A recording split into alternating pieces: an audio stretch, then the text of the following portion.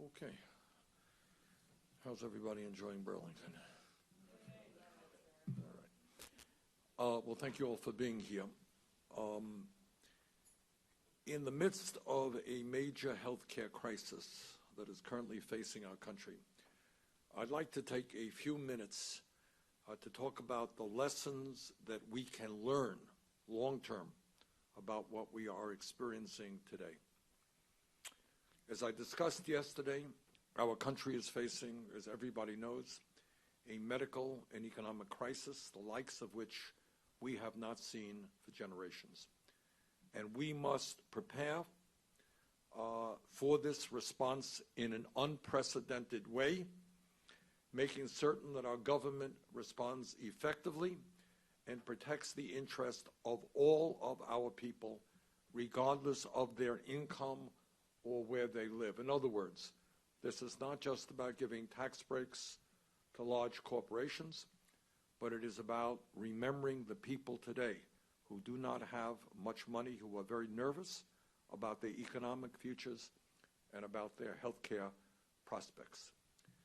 Needless to say, we must massively increase the availability of test kits for the coronavirus and the speed in which those tests are processed. We need to anticipate significant increases in hospital admissions, which means that we will need more ICU units and ventilators. We will need more doctors, more nurses, and medical personnel of all kinds. And we must make sure that these frontline personnel are well protected from the diseases they are treating. I have talked to nurses recently who worry very much about whether they're getting the kind of knowledge they need and the equipment they need to make sure that they do not get sick. We need to significantly improve our communications and collaboration with other countries to assure that we are learning everything that we can about the successes and failures other countries are encountering as they deal with this crisis. And furthermore, we must be honest with the American people and communicate as effectively and directly as we can with all of the scientific information that we can provide. Further, and perhaps most importantly, our response to this entire crisis must be guided by the decisions of doctors, scientists, and researchers, not politicians. But as we struggle with this crisis, it is also important that we learn the lessons of how we got to where we are today and what we must do in the future so that we are better prepared for similar crises that may come. Poll after poll already shows us that the American people understand that we must do what every other major country on earth does, and that is to guarantee health care to all of our people as a human right, not a privilege. As we begin to see the failures and vulnerabilities of the current healthcare system, my guess is that those numbers and the demand for universal health care will only go up. The American people are asking, how is it possible that we spend twice as much per capita as the people of Canada and other major countries, while 87 million of us are uninsured or underinsured? And obviously, in this crisis, and unbelievably, it means that people who are sick today, people who woke up this morning with symptoms of the coronavirus, are saying, you know, I feel sick, but I can't afford to go to a doctor. And when somebody is not treated for the virus, somebody who is unable to afford to go to that doctor, that means that that infection can spread to many others, putting us at risk. So it is not just a question that in normal times, tragically, unbelievably, we lose some 30,000 people a year because they don't get to a doctor on time. But now the lack of health insurance for many millions of people threatens other people as well. How could it be that when we spend so much more than what other countries are spending, We have millions of people who may be dealing with the virus, but who cannot go to a doctor because they cannot afford it. That is a question that must resonate in every American's mind. If this isn't a red flag for the current dysfunctional and wasteful healthcare system, frankly, I don't know what is. For the benefit of all of us, we must make sure that every person in this country who needs to seek medical treatment can go to a doctor free of charge, regardless of their income. That is obviously what we must do now in the middle of the crisis, but that is what we must do as a nation in the near future. And here are just a few instances about how absurd and dysfunctional our current healthcare system is. It has been estimated that a full battery of tests for the coronavirus cost over $1,300. So first of all, take a look at that. $1,300 to get the test people need to have to know whether they have the virus or not. In America today, 40% of our people don't have $400 in the bank to pay for an emergency expense. We have half our people living paycheck to paycheck. If their car breaks down, they can't afford to get it fixed. And if somebody tells them it's going to cost $1,300 for the test that you need to determine whether you have the coronavirus, what are they supposed to do? What are they supposed to do? What happens to them? Maybe they end up going to a payday lender where they can pay 50 or 100% interest rates on borrowing the money that they need. Do they borrow money from their families? Or do they go without a test, which every doctor in the world will tell them is a test they should have? And while the Trump administration says it may cover copays to cover the cost of testing for those who have insurance, they will not cover the cost of treatment, which could cost tens of thousands of dollars. How cruel is that? How absurd is that? To say to people, well, we're sorry you have the coronavirus. We actually covered the cost of the test, but now you're on your own. And it's going to cost you tens of thousands of dollars to get treated. That is totally absurd.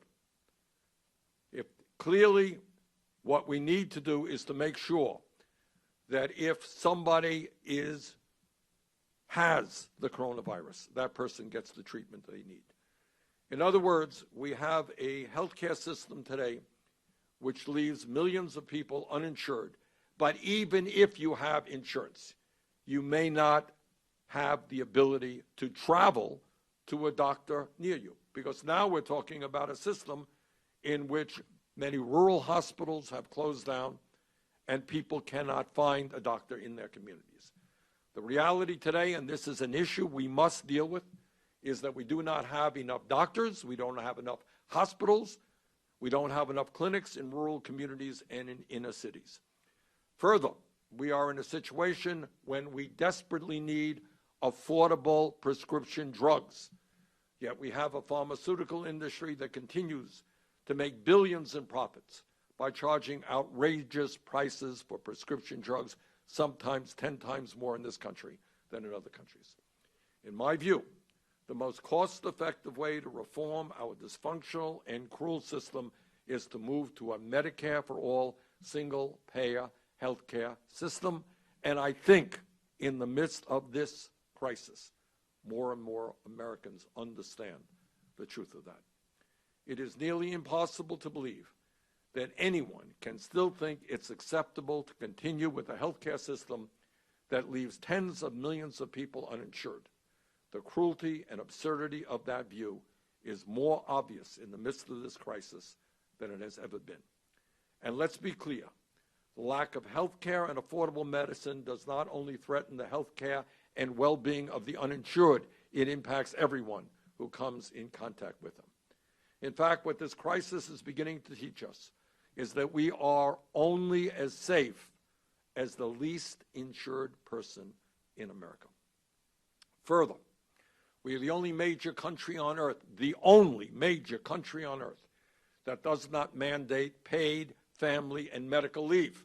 And we're seeing how that crisis is impacting where we are today.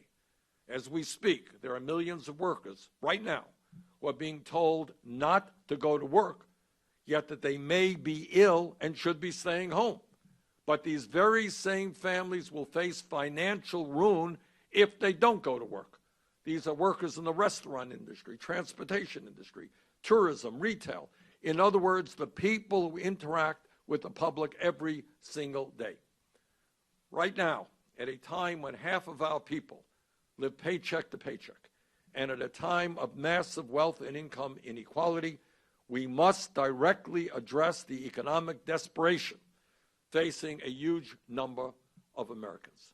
So, we must finally pass a paid family leave program in the United States to keep this virus from spreading and to keep Americans healthy. We must do it right now. People should not be going to work when they are sick.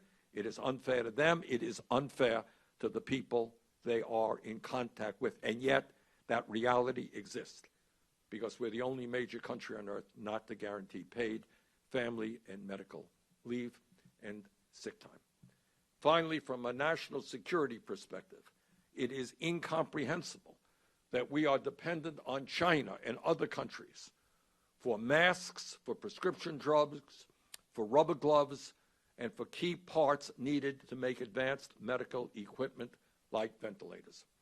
As a result of globalization and our disastrous trade policies, we have been outsourcing millions of jobs and factories overseas that have gutted our economy. Now we are seeing another tragic and devastating result of those policies as we find ourselves dependent on other countries to provide the most essential things we need to combat a pandemic and protect the lives of the people in our country. Now, trade is a good thing, but it has to be based on common sense principles. It has to be based on protecting American workers and protecting our national security, making sure that we are producing what we need in this country in the event of a national crisis. Now is the time to begin bringing back production and manufacturing to the United States and enact fair trade policies so that we are never in this position again. Now, here is the bottom line. As we are dealing with this crisis, we need to listen to the scientists, to the researchers, and to the medical professionals, not politicians. We need to move quickly to prepare for the exponential increase of cases we will be seeing here in our country. But as we do that, we must begin thinking about how, as a society, we can create a healthcare and economic system that is humane, that is compassionate, and that works for all people, not just the wealthiest. Now, that is an issue that people have been thinking about for a long time, but I think in this moment of crisis, more and more people understand that we need fundamental changes to our economy, we need fundamental changes to our healthcare system. I'd be happy to take a few questions. Yeah, Gary? Senator, Louisiana was one of the primary. Do you think other states should take their lead in that? That's a tough question, and I'll tell you why. You know, elections are the bedrock of our democracy, and we don't want to be, delaying elections on a willy-nilly basis. On the other hand, if my memory is correct, in states like Ohio and in many other states, schools are being closed down. The NBA has ceased its season. Broadway is now shut down. So there is obviously a growing concern about bringing people together and spreading the virus. So I think the answer to your good question is this is an issue where the doctors and the scientists and the public health officials are going to have to be weighing the risk. I don't think there's anybody out there, no matter what your political view may be, who wants to see people become infected because they are voting. So that's a decision that I hope the public officials in the various states will consult with their public health people and their doctors to make that decision. Yeah, yes. Yeah. Obviously, the way that the coronavirus has affected the campaign, having to cancel events, telling your staff to work from home, especially at a time, when you really needed to be making your case with many people as possible. How are you feeling about how this is affecting your campaign? That's why I'm here today. You're right, it has significantly impacted our campaign, as all of you know. We do, I think, more rallies than anybody else. They're often very well attended. I love to do them. We have done dozens of town meetings throughout this campaign, which I love also because you can hear directly from people, and that is changing. As you've indicated correctly, our staff is now, by and large, working at home. So it has radically changed our campaign. What I think we have going for us, which we have always had going for us, but we're going to have to utilize even more, is our internet capabilities. We have many, many, many millions of people who follow us on Twitter, follow us on other platforms. We live stream, everything that we do. I think we're probably live streaming this, and many, many hundreds of thousands of people will be watching. So we are in the process of thinking this through, but this coronavirus has obviously impacted our ability to communicate with people in the traditional way that we do, and that's hurting. Yeah. Senator, what's your assessment? It's clear how you feel about the Trump administration and their response to this, but what's your assessment of other institutions like the Federal Reserve and how they're responding, state and local governments? What's your assessment of that response? And if I can combine that with another question of, have you ever felt the need to get tested for coronavirus? No, I have not. Thank God I don't have any of the symptoms. To the best of my knowledge, I have not interacted with anybody who has the virus. So in a time when people are desperately trying to get into the testing, I don't want to put myself in front of anybody else. So that's that. Here is my concern. Traditionally, especially under Republican administrations, the response to crises, economic crises, has often been to protect the wealthy and large corporations, and I would refer you to the Wall Street bailout and tax breaks we have recently seen for billionaires and for large profitable corporations. My concern is that in the midst of this crisis, we pay attention to the most vulnerable people in this country. I was in New York City the other day to do the Jimmy Fallon show, and we were traveling around rush hour. And you know what? There wasn't a rush. A lot of people were not on the roads. I talked to drivers. They're not getting the business they used to. Restaurants are not getting the businesses. Conventions are being canceled. The tourism business is in downfall right now. Let us not forget today those workers who are being impacted by this crisis, and let us develop policies that speak to their needs. So that means extending and expanding unemployment benefits, dealing with paid family leave and sick time and medical leave. So let us focus on working families, and I have my doubts about how effectively the Trump administration will do that. Yeah. Senator, you're going to go back to Washington now. You have an opportunity now to work with your colleagues to come up with solutions to this problem. Obviously, there's already proposals that are being discussed. What can you specifically do as a United States Senator to help address this crisis? Do you have legislation that you're considering proposing or something along those lines? Good question. We're going to be working with our colleagues to do exactly what I just said in response to Shaq's question. I think, and most Americans understand, that it is totally insane that in the richest country on earth, we are the only major country not to guaranteed paid family and medical leave. You have, on top of that, people who are having jobs in this country who have no vacation time or maybe 1 week vacation time. I think now is the time to make sure that every American has the paid family and medical leave that exists in other countries around the world. That is something we'll be fighting for. Unemployment compensation. Right now, there are many people who are not covered by unemployment at all, and we want to make sure that every American who loses his or her job gets covered by that program.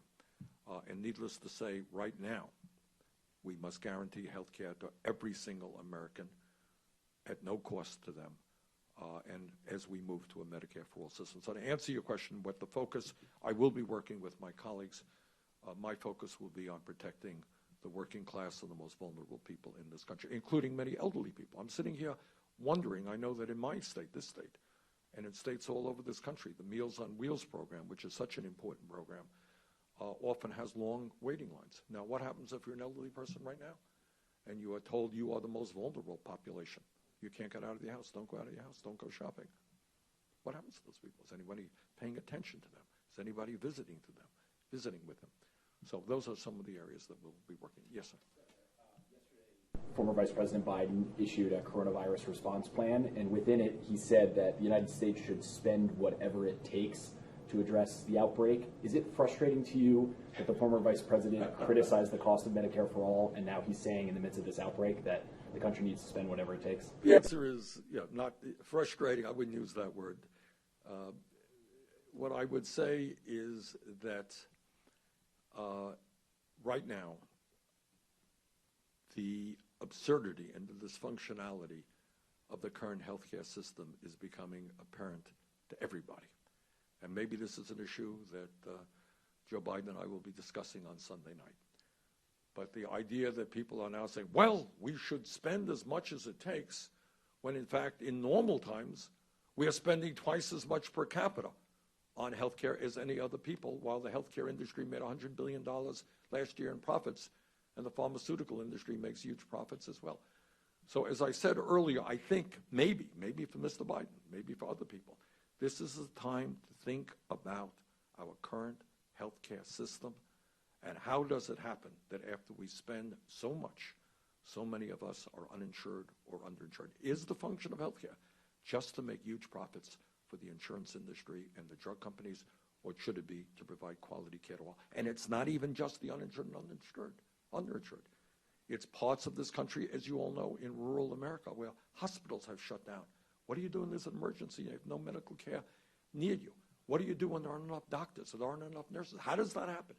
So I would hope that this crisis, and maybe that's my main point today, that this crisis should be a moment in which people ask fundamental questions about the dysfunctionality of our current healthcare system and have the guts to finally say to the healthcare industry, the drug companies, the insurance companies, and others, that the function of a rational healthcare system is to provide quality care to all, not to make billions in profits for the people who own the industry. Yeah, Carl?